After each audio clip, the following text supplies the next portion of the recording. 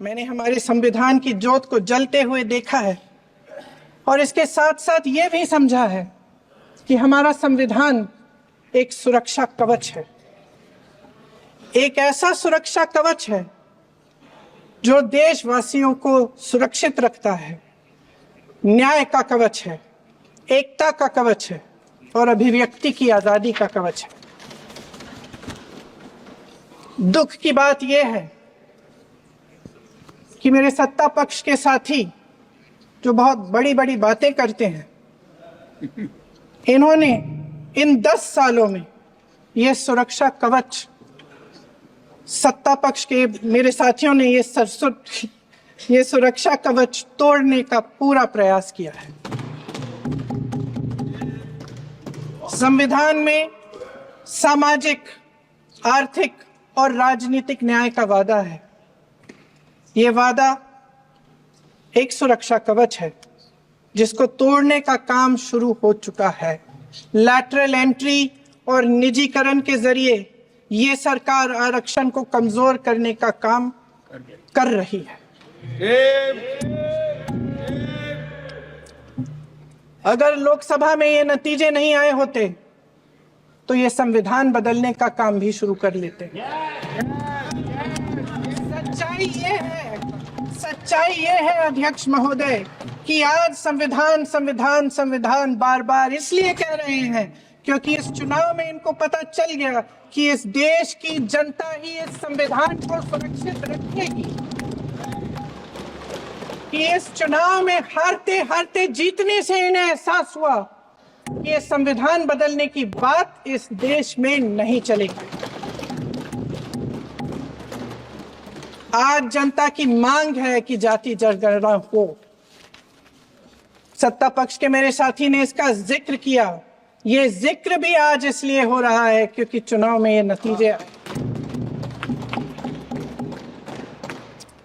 ये जाति जनगणना इसलिए जरूरी है ताकि हमें पता चले कि किसकी क्या स्थिति है और नीतियां उस हिसाब से बने। इनकी गंभीरता का प्रमाण ये है कि जब चुनाव में पूरे विपक्ष ने जोरदार आवाज उठाई कि ये जाति जनगणना होनी चाहिए, तो इनका जवाब देखिए। इनका जवाब भैंस भाग भैंस चुरा लेंगे, मंगलसूत्र चुरा लेंगे, इनका ये जवाब था। ये गंभीरता है इनकी जाति जनगणना पर। महोदय, हमारे संविधान ने आर्थिक न्याय की नींव डाली, किसानों, गरीबों और को जमीन बांटी, भूमि सुधार किया, जिसका नाम लेने से कभी कभी आप झिझकते हैं और कभी कभी उनका नाम धड़ाधड़ इस्तेमाल किया जाता है अपने आप को बचाने के लिए। उन्होंने HAL, BHEL, SAIL, गेल, ONGC, NTPC, railways, IIT, IIM, oil refineries, तमाम PSU बनाए। अध्यक्ष महोदय, उनका नाम पुस्तकों से मिटाया जा सकता है, उनका नाम भाषणों से मिटाया जा सकता है, लेकिन जो उनकी भूमिका रही इस देश की आजादी के लिए और इस देश के निर्माण के लिए, वो इस देश में से कभी मिटाया नहीं जा सकता।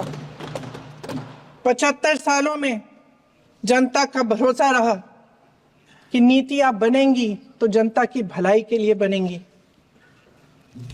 जल जंगल जमीन का अधिकार मिला आदिवासी भाई बहनों को। इंदिरा जी ने बैंकों का राष्ट्रीयकरण करवाया, खदानों का राष्ट्रीयकरण कराया। कांग्रेस और यूपीए की सरकारों में शिक्षा का, भोजन का अधिकार मिला। 75 सालों में जनता का भरोसा मिला। पहले संसद चलती थी तो जनता की उम्मीद होती थी कि सरकार महंगाई और बेरोजगारी पर चर्चा करेगी, कोई उपाय निकालेगी, कोई रास्ता निकालेगी। लोग मानते थे कि अगर कोई नई आर्थिक नीति बनेगी तो देश की अर्थव्यवस्था को मजबूत बनाने के लिए बनेगी, तो भारतीय बाजार को मजबूत बनाने के लिए बनेगी, उनके भविष्य को मजबूत बनाने के लिए बनेगी। किसान और आदिवासी भाई बहन भरोसा करते थे कि यदि जमीन के कानून में संशोधन होगा तो उन्हीं की भलाई के लिए होगा। आप नारी शक्ति की बात करते हैं। आज चुनाव की वजह से शायद इतनी बातचीत हो रही है नारी शक्ति के बारे में, क्योंकि हमारे संविधान ने महिलाओं को यह अधिकार दिया, उनकी शक्ति को परिवर्तित किया वोट में। और आज आपको पहचानना पड़ रहा है कि महिलाओं के बिना, कि नारी शक्ति के बिना ये सरकारें नहीं बन सकती हैं। इसीलिए आज आप नारी शक्ति की बातें दोहरा रहे हैं। जो आप नारी शक्ति का अधिनियम लाए हैं उसको लागू क्यों नहीं करते? क्यों नहीं कर रहे? करोगे? वो 10 साल बाद लागू क्यों होगा? क्या आज की नारी 10 साल इंतजार करेगी उसके लागू करने के लिए? क्या बात है, क्या बात।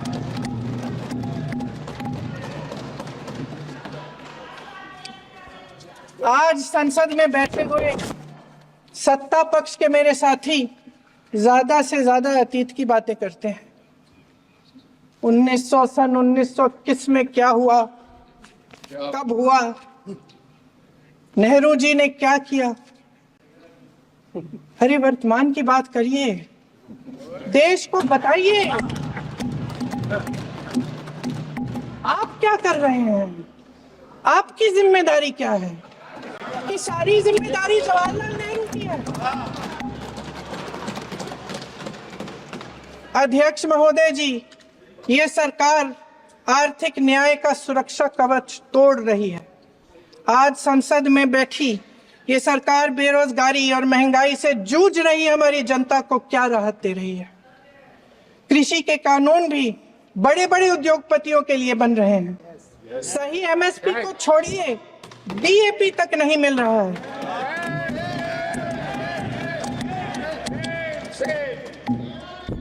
वायनाड से लेकर ललितपुर तक इस देश का किसान रो रहा है। आपदा आती है तो उसको कोई राहत नहीं मिलती। भगवान भरोसे है आज इस देश का किसान, उसको छोड़ दिया गया है। आज हिमाचल में देखिए, जितने भी कानून बने हैं वो सब बड़े बड़े उद्योगपतियों के लिए बन रहे हैं। हिमाचल में जो सेब उगता था उसके जो छोटे छोटे किसान हैं वह रो रहे हैं, क्योंकि एक व्यक्ति के लिए सब कुछ बदला जा रहा है। सुनने की हिम्मत रखो। मैं अध्यक्ष महोदय जी, अध्यक्ष महोदय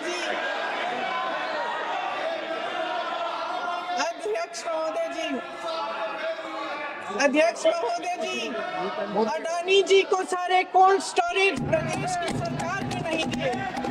अडानी जी को सारे कोल्ड स्टोरेज आपकी सरकार ने दिए हैं। देश देख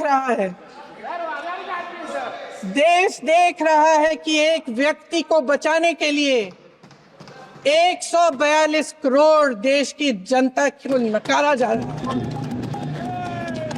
सारे बिजनेस, सारे संसाधन, सारी दौलत, सारे मौके एक ही व्यक्ति को सौंपे जा रहे हैं। सारे बंदरगाह, एयरपोर्ट्स, सड़कें, रेलवे का काम, कारखाने, खदानें, सरकारी कंपनियां सिर्फ एक व्यक्ति को दी जाए।